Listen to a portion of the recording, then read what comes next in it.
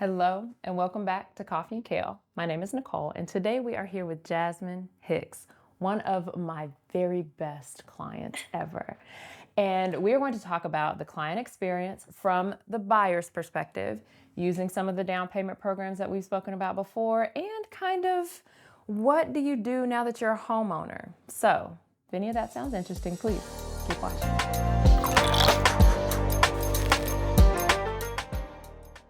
Jasmine, thank you for joining me. Thank you. And I sent you to the wrong address, so thank you for forgiving me. We're going to put that out there. I messed up, and she's here anyway. Yes, thank you so much. Yes. I'm happy to be here. Thank you. So Jasmine and I closed her very first home purchase 9 years ago. Almost, yeah. 9 years ago. In January, it'll be 9 years. Mm-hmm. And she used one of the area, was it one or two? I think I just did HPAP and Open Doors. And DC Open Doors. Yeah. So she used two of the area down payment assistance programs, which you can poke around the channel. There are details about what that means and what that looks like in other places on the channel. But basically, Jasmine took advantage of some of the first-time homebuyer benefits that we have talked about. Mm-hmm. And we're going to talk about that experience. And now that you've been in the home for almost 9 years, what happens after? Like, what can people expect once they're owners? Absolutely. Now, before we jump too deep in, I got to tell the story. Okay, please do. She was under contract. And she'll share some of the, like, how we got to contract and how many offers we wrote and how many were rejected and all those things, kind of that perseverance piece of it. But I was expecting my second child at the time, and I had to have a C-section. Mm-hmm. And I didn't have anything to do for hours. It has something to do with Little Caesars Pizza. Reach out to me if you want to know what that meant. So I was sitting in the hospital waiting to deliver, waiting for my time, working with Jasmine. She was like, something happened, like a sound went off, some hospital sound happened. She was like, what is going on? I was like, well, I'm waiting. She's like, why are you working on my loan? I've told that story so many times over the years.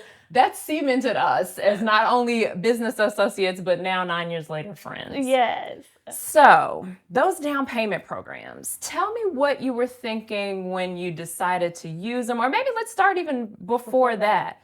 How did you decide to buy? How did you know it was the right time? Tell me more. Sure. So at the time I'm gonna age myself. I was 26, so fairly young. Yeah. In DC, and I had a roommate, like in an internship, and she had bought a house with Rob, the realtor. Yeah. Exactly. He is on the channel too. I will link his episode. Yes. And so she was like, Jasmine, just do it. And I'm like, I'm young. Like, I don't know if I'm ready. I don't make any type of money. She's like, do a first-time home buyers program. Yeah. And you'll figure it out. She's like, Rob will get you to the right people. That's right people.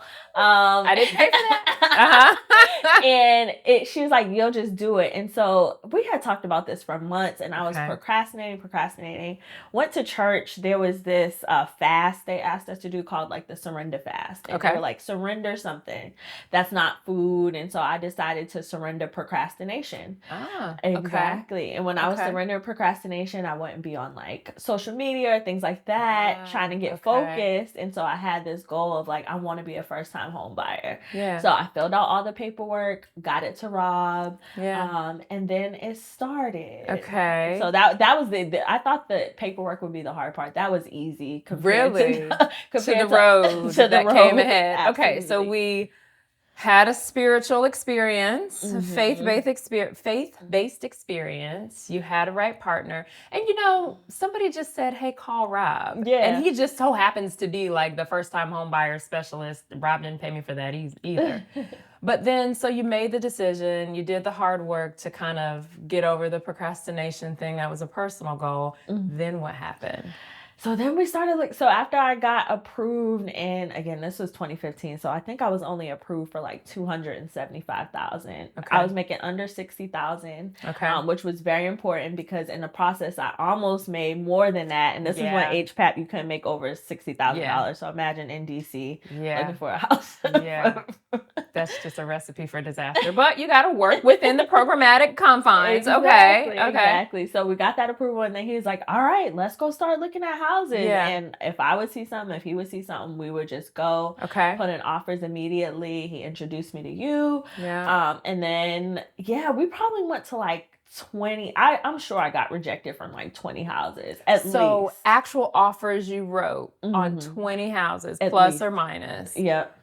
How did you weather that? Like, in my experience, even when I was a buyer, I would go into houses and say, oh, this is the one. When I decide to write an offer, I should say, there's a certain tethering to that house. Yeah. How did you get over that? Yeah, so again, like I think I was on this spiritual journey and I had to trust my instincts of like, is this my house? I would pray about it, go in the house. And there was actually one that I got. And something would not let me have peace with that house. Really? Yeah, there was like one in the middle. And Rob was like, are you sure? Really? Like, yeah. And it just didn't sit well. It just didn't sit well. Okay. And so, but then he was like, he was like, if you have that feeling, lean into that and you'll find the right house. And so kept going. And then I was truly about to give up after a while. And again, was reading scripture and all of that, and went back to the fast because I was procrastinating. I had stopped the fast that I was doing. So I went back to the fast. And in it, I was praying, I randomly opened, I heard like page 22. Okay. And it was like, act like you're about to move. And I was going to go see 2 or 3 more houses with Rob that week. And so I read it and it was like, prepare, like pack your things, like you're going to move in 3 days. Actually move towards moving. Yeah. Okay. It was like, in 3 days, you're going to find the land that I have for you. And 3 days later, I was seeing the house that I'm in now. Isn't that crazy? But God. Yeah. Wow. Okay. So you had written all these offers. You got one, didn't have peace about it. So Rob got you out of that. Yeah, Rob got me out of it. So there are contingency periods. We can talk about how you get out of a contract. But for those of you out there that are scared about how to get out, it can be done. So you for all intents and purposes, went back to the drawing board. Went back had nothing. With nothing. It was a bit of a leap of faith. Yeah, it was. And Rob was like, are you crazy? And I'm like, a little bit. Yeah. But that also is a testament to like finding a partner, a realtor and lending partners that are like, okay, let's just let it go. Let me help you. I can help you get into it, but I can also help you get out of it. Yeah. And I think just you guys' partnership always made me feel more confident. Like you guys stayed a step ahead of me. It was like, well, you need this like tomorrow. So it was like, did you talk to Nicole? Did you talk to Rob? Like, that's good. It was constant communication and just reassuring. So it was really good. Good. Okay. So we found the house we're in now. Yeah. In that period of, and there's something to be said for too. You went back to the fast. Like, all right, let me regroup. Let me recenter. And for those of you out there, perhaps regrouping means some kind of spiritual regrouping. Perhaps regrouping just means being still for a minute. And like, don't be afraid to take a beat, right? Okay, so we found this house. We're under contract. That's really when the fun begins, especially with some of the DPA programs. So DPA is down payment assistance. When you go to buy a house, you have to put something down, anywhere from 3 to 5%.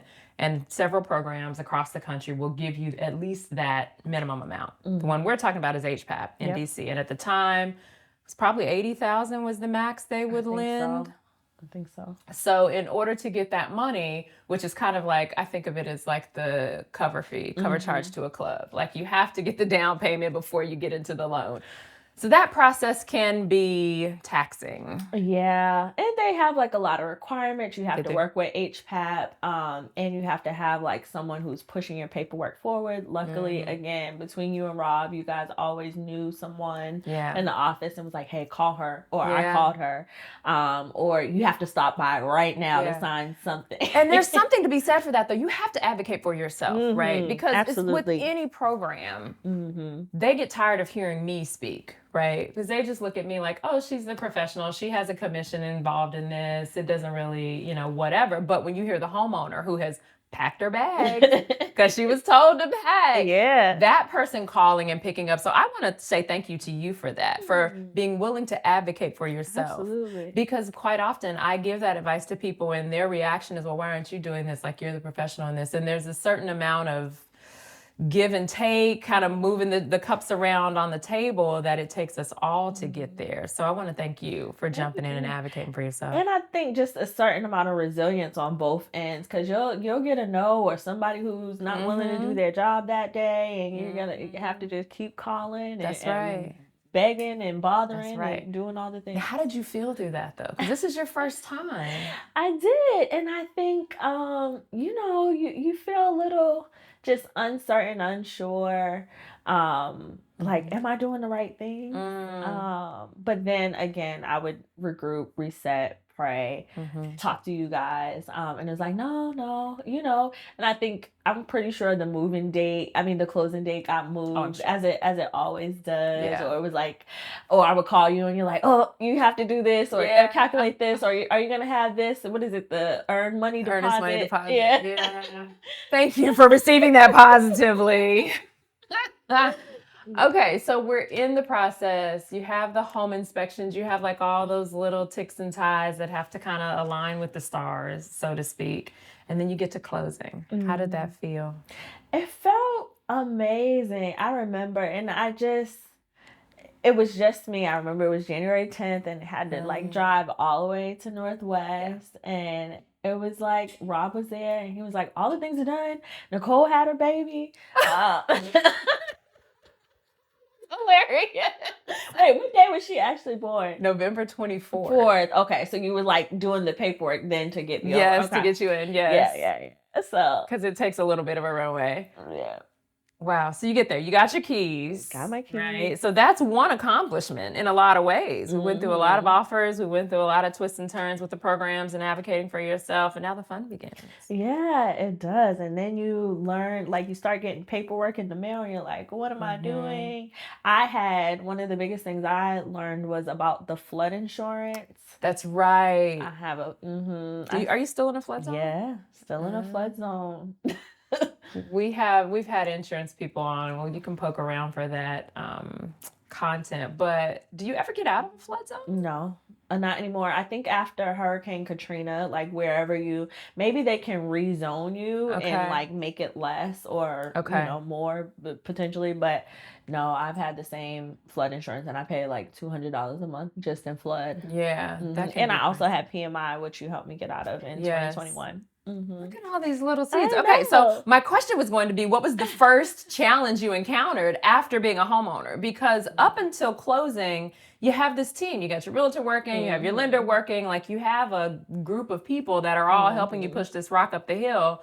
But then you get your keys. What was the first obstacle as a homeowner you ran into? I think the first obstacle was just internal of you can do this, right? Like literally sitting in the middle of the floor with a broom and no furniture. Which happens for a long time. Yeah. And you're like, what do I do now? Yeah. And so just I think putting one foot right in front of the other, reading through all your things, making sure you've written down all the instructions. You get that small grace period. Yeah, you get a lot. It's like drinking from a fire hose at first. Here's a home warranty. Here's your hazard insurance. Yes. Here are these things. So taking time to reflect with all of that without someone constantly giving you something next. Okay. Yep. The home warranty was great. The seller sold me her home warranty, which was at the time I think like Cinch or HMS. Okay.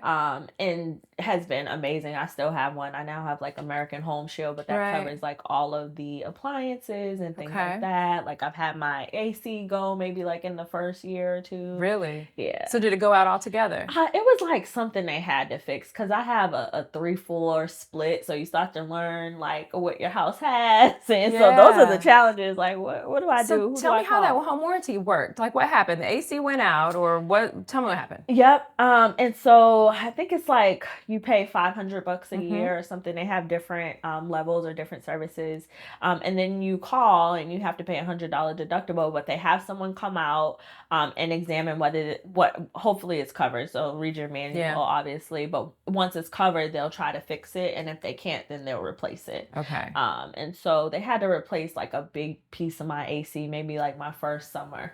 Really? And it only cost you $100? Cost me $100. I love that. And that first year, the home warranty was probably included in your closing costs. So either the program paid for it or the seller paid for it. Yep. Exactly. Nice. Okay. So expect the unexpected, maybe? Absolutely expect the unexpected. And I think talk to people. Like Okay. if you know other homeowners, have friends. A lot of my friends and I, we share a contractor. Like we'll find one good contractor or a cleaning person or whoever, and just really push that person around, because definitely have had, people try to take advantage of you and all those things.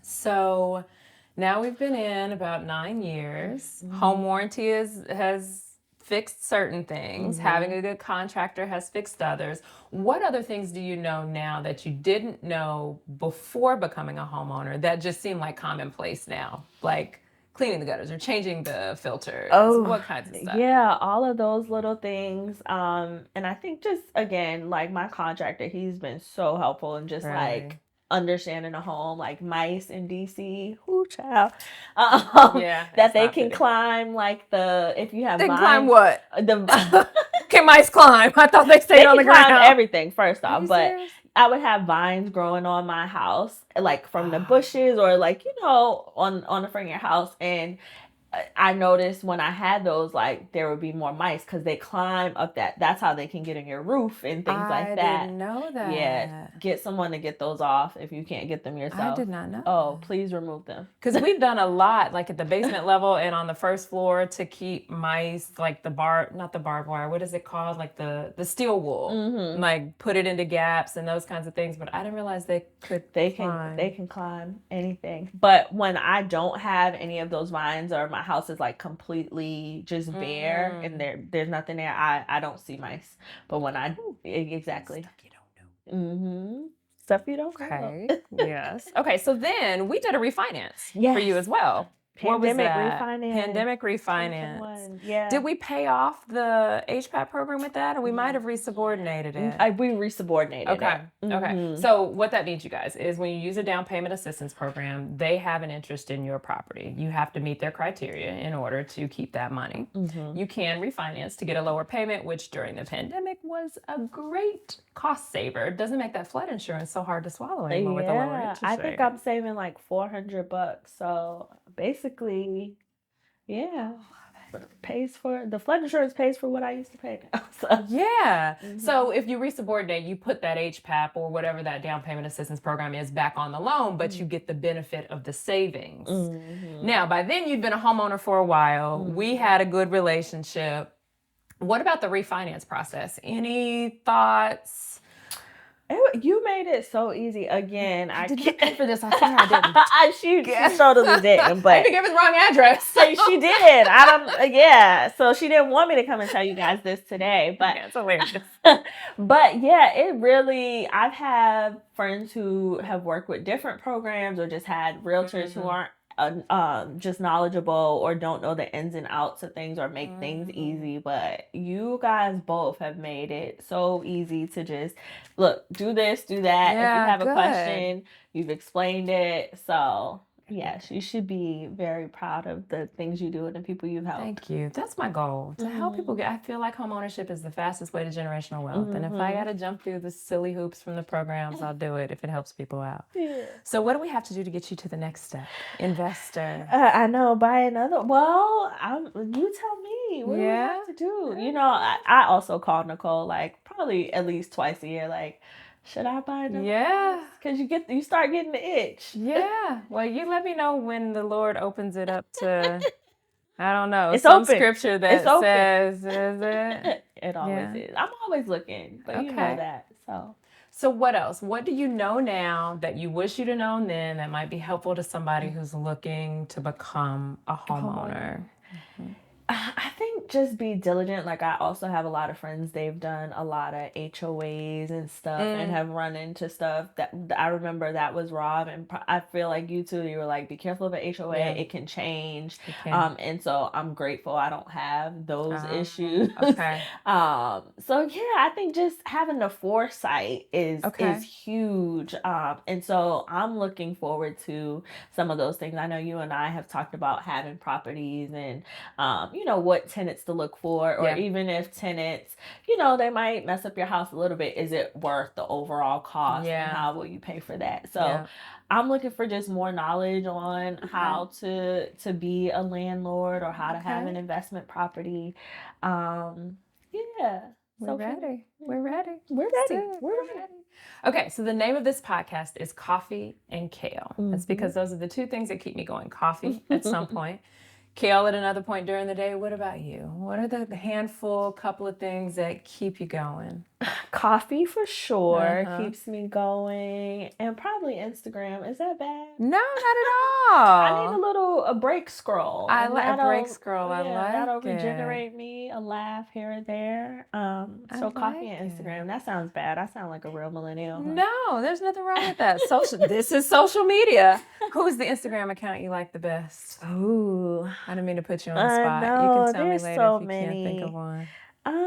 Spiritual Word is always a good one. Really? And it's more laughs than spiritual. Okay. But it's funny. Okay. Yeah. Good to know. All right. Thank you again. Thank you for joining me today. Thank you for just fighting through it with me. I am really, truly appreciative of this partnership. Of course. It is friendship. Yes, and we'll continue it. Right. We get our nails done. Yes, we do the same. I'm going to go over there this afternoon. After we leave here, I'm going over there. Yes. All right, guys, we have come to the end of this one. Thank you for joining us on Coffee and Kale. Please don't forget to comment, like, and subscribe, and we'll see you next time. Bye.